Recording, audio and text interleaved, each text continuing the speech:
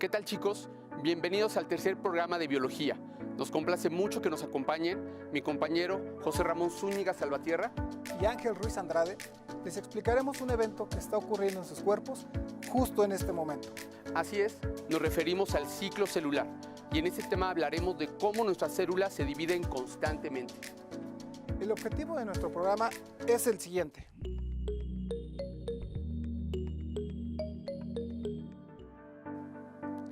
Nuestro cuerpo está formado aproximadamente por 30 billones de células. Estas se desgastan y deben de renovarse todos los días, pero no todas las células lo hacen a la misma velocidad. Por ejemplo, las células de la piel tardan entre 3 y 4 semanas. Los neutrófilos, que son un tipo de glóbulos blancos de la sangre, lo hacen en solo 2 días, mientras que las células del hígado, para renovarse, necesitan entre 6 meses y 1 año. Este proceso de renovación se conoce como el ciclo celular, el cual comprende toda una serie de acontecimientos o etapas que tienen lugar en la célula durante su crecimiento y división. José Ramón, ¿por qué no nos hablas más a detalle sobre las fases del ciclo celular? Claro que sí, acompáñenos. El ciclo celular es una especie de reloj biológico que nos indica las fases en la historia de la vida de una célula. En esta imagen puedes observar que el ciclo celular se divide en fases: la interfase y la división celular. La interfase a su vez se divide en otras fases llamadas G1, S y G2. Quiero que observes que el nacimiento de una célula se puede identificar en el inicio de la fase G1. Posteriormente, esta célula crecerá y cumplirá con sus funciones correspondientes, y poco a poco recorrerá las fases S y G2 para prepararse a la siguiente división celular en el proceso llamado mitosis o meiosis. Ahora vamos a profundizar un poco más sobre lo que ocurre en cada fase de este ciclo. Primero deben de considerar lo siguiente. La interfase es el tiempo donde la célula crece, cumple sus funciones y se prepara para dividirse. Y la fase M es el momento donde la célula se divide. La fase G1 comienza cuando la célula acaba de reproducirse. Es la primera etapa de crecimiento y presenta una gran actividad metabólica que la lleva a un aumento de tamaño. En esta etapa, dependiendo de las señales intracelulares o extracelulares, la célula decide si seguirá su recorrido en todo el ciclo celular o entra en la etapa G0. Antes de iniciar la siguiente fase, tiene que pasar por un punto de control. Evalúa si la célula tiene las condiciones necesarias para la siguiente etapa. La fase S corresponde al periodo de síntesis de ADN, para que, en la próxima división celular, las células hijas puedan recibir la misma información del material genético. También en esta fase existe otro punto de control que examina si el ADN está preparado. En la fase G2, ya con el ADN duplicado de la célula, completa su crecimiento y se prepara para la reproducción. Ensambla las estructuras necesarias para la separación de las células hijas durante la división celular y la citocinesis. De igual forma, antes de seguir con la siguiente fase, pasa por un punto de control donde se examina si la célula está preparada para su reproducción. La fase M, o mitosis, es el proceso de división celular donde a partir de una célula se generan células hijas. Este proceso se divide a su vez en las siguientes fases: profase, metafase, anafase, telofase y citocinesis. Es importante señalar que nuevamente existe otro punto de control para verificar que la reproducción celular sea exitosa, y este punto se localiza en la metafase de la división celular. De esta forma es como se cierra el ciclo al llegar al nacimiento de una célula en la etapa de G1. Oye, José Ramón, mencionaste que la fase G0 es una fase de reposo. ¿Tienes más información? Qué bueno que lo preguntas. Les explico. Cuando las células están en la fase G1 del ciclo celular, se encargan de crecer o desarrollarse, además de la elaboración de ciertas moléculas como ARN y proteínas. En esta etapa, la célula recibe información del medio interno y del medio externo, es decir, de señales intracelulares y extracelulares. Es aquí donde la célula, a partir de estas señales, puede tomar la decisión de continuar en el ciclo celular y pasar por las fases S, G2 y finalmente reproducirse. O tomar la decisión de no continuar y pasar a la etapa de G0 o reposo. Este hecho es consecuencia de las respuestas intra o extracelulares, o a que las células no están preparadas para la replicación del ADN. En este caso, se dice que la célula está en un estado quiescente. En el estado quiescente, las células realizan todas las funciones, salvo la división celular, porque no son necesarias más células de las que ya hay, a menos que reciban un estímulo externo, por lo que pasarán a la fase S y completarán todo el ciclo celular, repitiéndolo tantas veces como sea necesario hasta recibir una señal para detenerse y volver a la fase G0 o de reposo. Un ejemplo de esto son las células del hígado, o llamadas hepatocitos.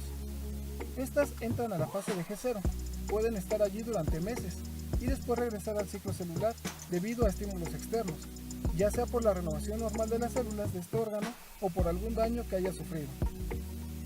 Otro ejemplo es el de las células del sistema nervioso llamadas neuronas. Estas células entran a la fase G0, pero a diferencia de las demás células de nuestro cuerpo, ya no regresan al ciclo celular, es decir, no se vuelven a dividir. Por eso la importancia de tener cuidado con este tipo de células, porque si sufrimos algún daño en nuestro cerebro, ocasionado por un golpe, este tipo de células y tejidos no se pueden reparar. José Ramón, recuerdo haber leído de dos especies que, ahora entiendo, logran que sus células no entren en la fase G0 de reposo que mencionas, el ajolote y el pez cebra. Veámoslo en el siguiente video. El ajolote mexicano, cuyo nombre significa monstruo de agua en náhuatl, es un anfibio nativo solo de nuestro país, viviendo en diferentes estados de la República. Esta salamandra mexicana ha sido estudiada por investigadores de la UNAM, la UAM Xochimilco, el Instituto Politécnico Nacional y por muchas otras universidades en todo el mundo. Se sabe que pueden regenerar partes de su cuerpo cuando se dañan, como su corazón, cerebro, hígado, retina, huesos y músculos. Se ha comprobado que sus células tienen 10 veces más ADN que las humanas, y en algún lugar de su genoma está la clave de la misteriosa regeneración de su sistema nervioso y algún día de lo mismo en seres humanos. Por desgracia, es una especie en peligro de extinción debido a la contaminación con desechos humanos en su hábitat y la introducción de peces que los atacan. El pez cebra también se estudia en muchos países por tener una alta capacidad regenerativa, en especial en sus células lesionadas del corazón, y se investigan los mecanismos que controlan esa regeneración para que se utilicen en futuras terapias médicas. En los humanos, las células cardíacas tienen bloqueada la capacidad de entrar en ciclo celular luego de dañarse por un infarto, y con ello las células no pueden dividirse y repoblar la zona infartada, evitando que se elimine el daño producido tras el infarto. Las células del corazón del pez cebra no solo pueden entrar en ciclo celular y dividirse, sino que ellas tienen la capacidad de convertirse en el tipo celular de las que se vieron dañadas en su corazón. ¿Te imaginas cuando eso pueda ser logrado en un ser humano? Lo que comentas, Ángel, es muy interesante. Si los científicos logran comprender completamente cómo funciona el ciclo celular de estos animales, algún día podrán desbloquear la fase G0 de las neuronas humanas y con ello curar algunas enfermedades o daños del sistema nervioso, incluidas algunas como el Alzheimer y el Parkinson. Eso es lo que se espera, José Ramón. Hasta el momento hemos explicado las fases del ciclo celular. Sin embargo, es importante profundizar un poco más sobre los procesos de división celular. Acompáñame a revisar la mitosis. La mitosis es una forma de reproducción celular en donde una célula madre da origen a dos células hijas, y estas células hijas son iguales a la célula madre, teniendo el mismo número de cromosomas y la misma información genética. Por lo tanto, no hay variabilidad genética. La mitosis se divide en distintas fases: profase, metafase, anafase y telofase. Para que sea más fácil aprenderte el orden de las fases, te daré un consejo. Simplemente recuerda esta frase: promete, ana, tejer. Pro es de profase, mete de metafase, ana corresponde a la anafase y tejer se refiere a la telofase. En la profase, el ADN se organiza dando lugar a los cromosomas. Los centriolos se van a los extremos de la célula y empiezan a sacar unas fibras llamadas microtúbulos. Al finalizar la profase, la membrana nuclear se desintegra, dejando los cromosomas libres en el citoplasma. En la metafase, los cromosomas se pegan a los microtúbulos y quedan posicionados en la mitad de la célula. El centro de los cromosomas se llaman centrómero, y en el centrómero hay unos pequeños hoyos que se llaman cinetocoro, y es aquí precisamente en donde los cromosomas se pegan a los microtúbulos. En la anafase, cada cromosoma se divide en dos cromátidas y empiezan a acercarse poco a poco a los centriolos. En la telofase, las cromátidas alcanzan a los centriolos y aparece en la membrana nuclear, formándose dos núcleos. Después el citoplasma se estira y se parte para formar dos células. A esto se le llama citocinesis. José Ramón, la mitosis se define como el proceso de reproducción de una célula considerada madre y que producirá dos células hijas genéticamente idénticas, pues no solo se ha repartido entre ellas dos el citoplasma de la célula madre, sino también se reparten los cromosomas. Es decir, las células hijas son clones entre sí. Muy bien, Ángel, pero ¿se ha logrado grabar o por lo menos fotografiar la mitosis en una célula para entenderla mejor? Sí, las técnicas de microscopía actuales y de fotografía contemporarizador permiten tener una visión casi en tiempo real de las fases de la mitosis, así como la comparación de fotos reales con dibujos o modelos que expliquen la profase, metafase, anafase y telofase. Veámoslo a continuación.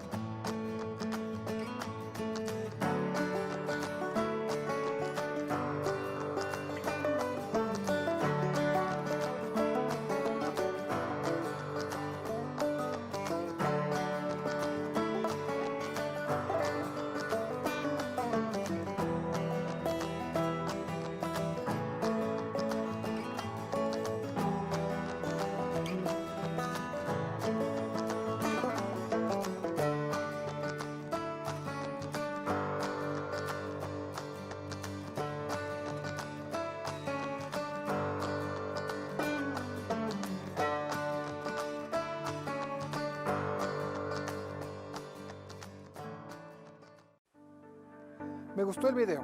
Se observan muy bien las fases de la mitosis. Pero tengo una pregunta. ¿Dónde puedo ejemplificar la mitosis en mi cuerpo? La mitosis se da en células somáticas, es decir, de cualquier parte del cuerpo de un organismo pluricelular como un humano. Así que la mitosis se da en la piel, el cabello, cerebro, estómago, hígado, huesos, músculos y cualquier otro órgano. La mitosis tiene como función el crecimiento, regeneración y reemplazo de células y tejidos preexistentes, así como la continuidad genética de una célula a otra y el mantenimiento de la vida de un individuo. Finalmente, en un organismo unicelular, la mitosis representa su forma de reproducción asexual.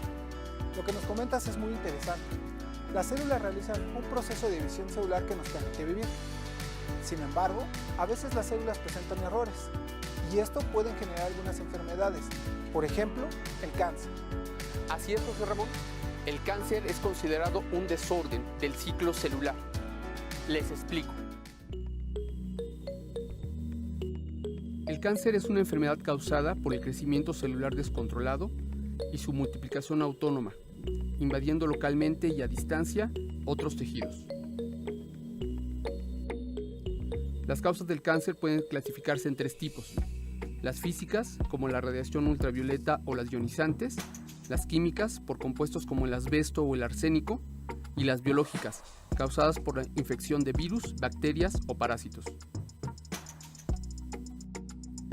Existen múltiples causas del cáncer, entre las más conocidas, el consumo de tabaco, las dietas bajas en frutas, verduras y fibra, el sobrepeso, el consumo de alcohol, la exposición laboral a sustancias cancerígenas, a la luz ultravioleta, a radiación, el sedentarismo, el consumo de carnes rojas y la presencia de infecciones de diferentes tipos. Si bien las 4 principales causas del cáncer son la exposición a sustancias químicas en los alimentos, la exposición excesiva a la luz solar, la contaminación industrial y el consumo de nicotina. En nuestro país, los 4 tipos principales de cáncer en hombres son el de próstata, el de pulmón, el de estómago y el de hígado. Mientras que las mujeres, los principales son el de mama, el cervicouterino, el de hígado y el de estómago. Los 6 tipos de cáncer que causan más mortalidad en México son el de mama, el de próstata, el cervicouterino, el colorectal, el de pulmón y el de estómago. El cáncer de pulmón es una amenaza silenciosa entre los jóvenes por el excesivo consumo de cigarro, dañando severamente la nicotina a los pulmones de forma irreversible y mortal, siendo evidente el daño en el pulmón de un fumador en comparación con una persona que no fuma. Hay que ponerle un alto al cáncer. A propósito, sobre lo que explicas, les comparto que existen células que son consideradas inmortales. Acompáñenos a ver lo siguiente. Henrietta Lacks, en 1951, empezó a tener abundantes hemorragias vaginales y decidió acudir al hospital de Johns Hopkins de Baltimore en Estados Unidos. Le descubrieron cáncer en el cuello del útero. Para obtener un diagnóstico concluyente, los médicos le realizaron una biopsia y enviaron las muestras para su análisis.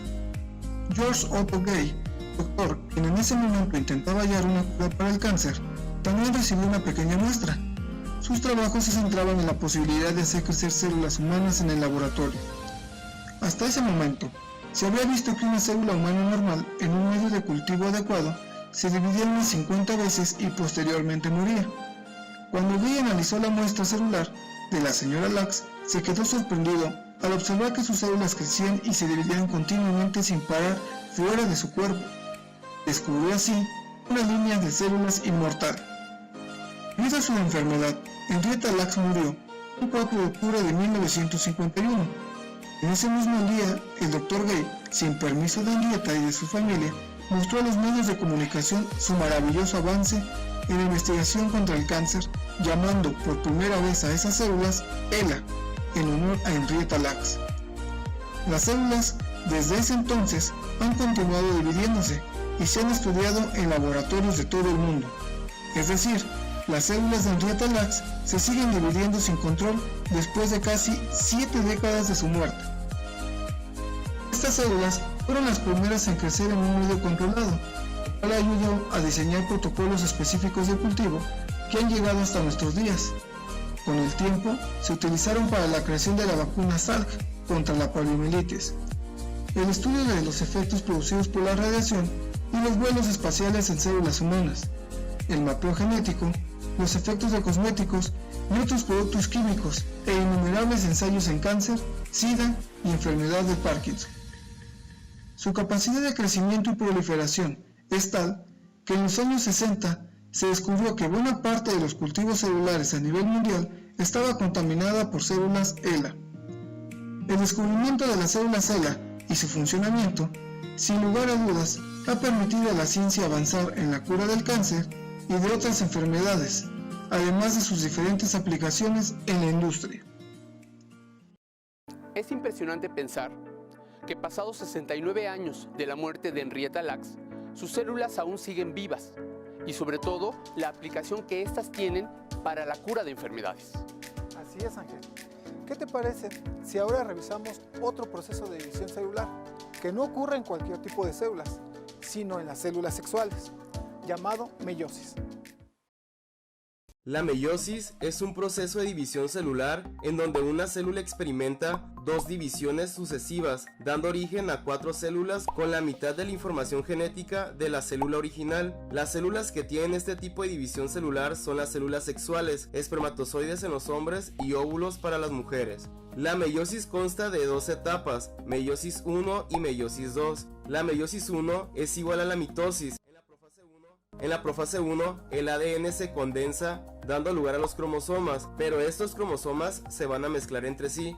A esto se le llama recombinación. Los centriolos se van a los extremos de la célula y empiezan a sacar unas fibras llamadas microtúbulos. Al finalizar la profase 1, la membrana nuclear se desintegra dejando a los cromosomas libres en el citoplasma. En la metafase 1, los cromosomas se pegan a los microtúbulos y quedan posicionados en la mitad de la célula. En la anafase 1, cada cromosoma se divide en 2 cromátidas y empiezan a acercarse poco a poco a los centriolos. En la telofase 1, las cromátidas alcanzan a los centriolos y aparece la membrana nuclear, formándose 2 núcleos.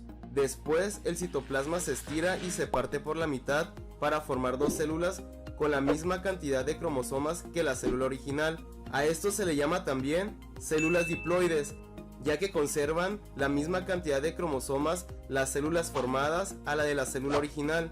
En la meiosis 2 ocurre exactamente lo mismo que en la meiosis 1, solamente hay que tener en cuenta que las 2 células formadas al entrar en la profase 2 no hay duplicación del material genético, y cuando lleguen a la telofase, las 4 nuevas células formadas habrán perdido la mitad de su material genético. A esto se le llama haploide, ya que su material genético no está completo.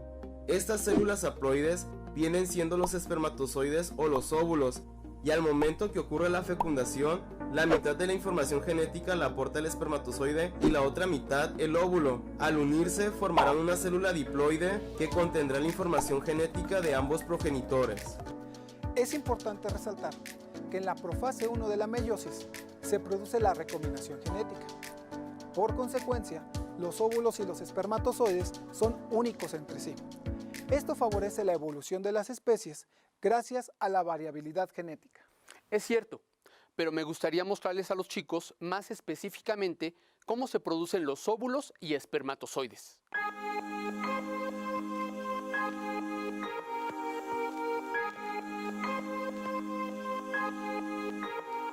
Espermatogénesis.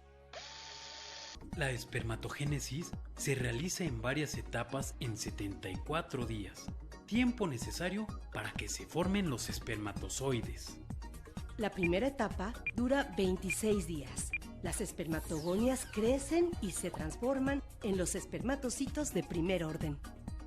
Después, los espermatocitos de primer orden se transforman en espermatocitos de segundo orden mediante una división meiótica. Estos espermatocitos de segundo orden realizan otra división meiótica, resultando 4 células haploides llamadas espermátidas por cada espermatogonia inicial. Cada espermátida entra en un proceso de cambios para adquirir la forma y estructuras características de los espermatozoides, proceso que dura 48 días. Ovogénesis.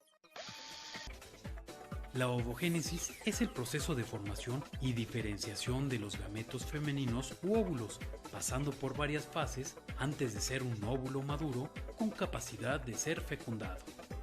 Para que el óvulo madure, son necesarias la siguiente serie de transformaciones. Fase 1. La ovogonia entra en un periodo de crecimiento que dura aproximadamente 7 días y se transforma en un ovocito de primer orden. Fase 2. El ovocito de primer orden entra a la primera división meiótica originando 2 células, una grande llamada ovocito de segundo orden y el primer glóbulo polar de menor tamaño. Fase 3. Tanto el ovocito de segundo orden como el primer glóbulo polar resultantes de la primera división entran a la segunda división meiótica. A. El ovocito de segundo orden forma 2 células llamadas ovátida u óvulo y segundo glóbulo polar. B. El primer glóbulo polar se divide en 2 células llamadas segundos glóbulos polares El total de células provenientes de un ovocito serán un óvulo y 3 segundos glóbulos polares. 4. En cada división, el material celular queda dividido en porciones desiguales, constituyendo la porción de menor cantidad, el llamado glóbulo polar, que termina por desintegrarse. 5. Sucede lo mismo en la segunda división, quedando al final un óvulo maduro de cada ovogonia. El video muestra muy bien la formación de los óvulos y los espermatozoides. Ahora comparemos entre ambos procesos de división celular. Para esto utilizaremos el siguiente cuadro. Como ya hemos comentado anteriormente, la mitosis y la meiosis son procesos de división celular que producen células nuevas. Sin embargo, presentan diferencias significativas. Del lado izquierdo tenemos los aspectos a comparar. El primero hace referencia sobre qué tipo de células origina. La mitosis genera células somáticas, que son todas aquellas que componen tu cuerpo, y la meiosis produce células sexuales como lo son los óvulos y los espermatozoides. En la mitosis, las células somáticas son genéticamente iguales entre sí y con la célula madre, pero en la meiosis, los óvulos y espermatozoides son genéticamente diferentes. No existen óvulos o espermatozoides iguales, es por eso que entre hermanos no somos idénticos. Además, que la mitosis produce células diploides y la meiosis células haploides. El objetivo de la mitosis es el crecimiento celular en organismos pluricelulares y la reproducción asexual en organismos unicelulares, mientras que la meiosis es la producción de gametos para la reproducción sexual. En la mitosis se genera una división celular y en la meiosis dos divisiones sucesivas. En la mitosis, los cromosomas en la placa ecuatorial se sitúan de uno en uno y en la meiosis por pares homólogos. Por otra parte, el número de cromosomas en las células hijas se mantiene constante en la mitosis y en la meiosis se reduce a la mitad, es decir, las células del cuerpo tienen 36 cromosomas y la de los gametos 23. La recombinación genética es un evento que no ocurre en la mitosis, pero en la meiosis sí se presentan los gametos y con ello favorece a la variabilidad genética de las especies.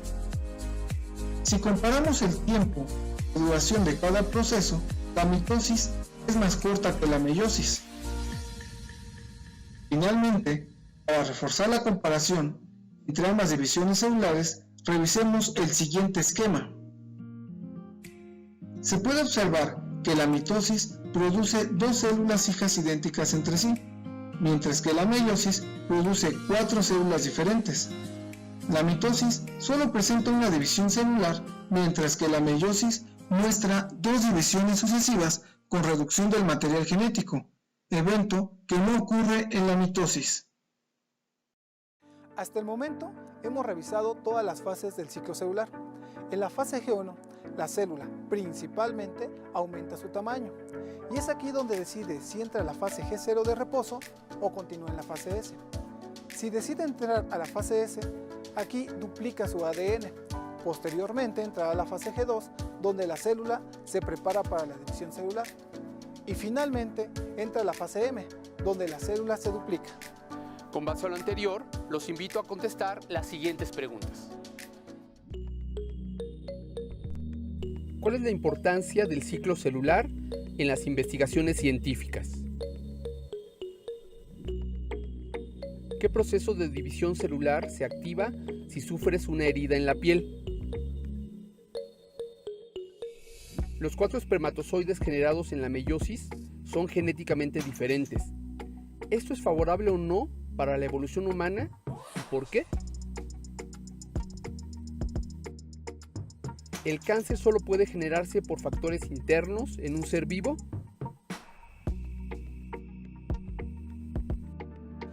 Para finalizar, podemos presentar 3 conclusiones importantes.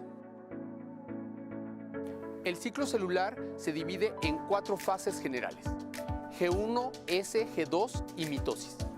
Su estudio permitirá comprender cómo ocurre el crecimiento, la regeneración, el reemplazo de células y tejidos preexistentes, además de encontrar la cura a diversas enfermedades. La mitosis se divide en 4 pasos básicos: profase, metafase, anafase y telofase. Ocurre en las células somáticas y su correcto desarrollo permite la continuidad y mantenimiento de un ser vivo, es decir, su crecimiento y reparación. La meiosis requiere de 8 pasos básicos y 2 divisiones celulares sucesivas. Ocurre en las células sexuales. Es importante para dar continuidad a las especies gracias a la reproducción sexual y aumentar su variabilidad genética. Hemos llegado al final de nuestro programa. Esperamos que te sea de utilidad para comprender mejor el funcionamiento de tu cuerpo. Recuerda que cualquier duda sobre el tema deberás consultar a tu docente. Y ahora que estamos en un momento de contingencia sanitaria, sigue las indicaciones de las autoridades. Hasta la próxima.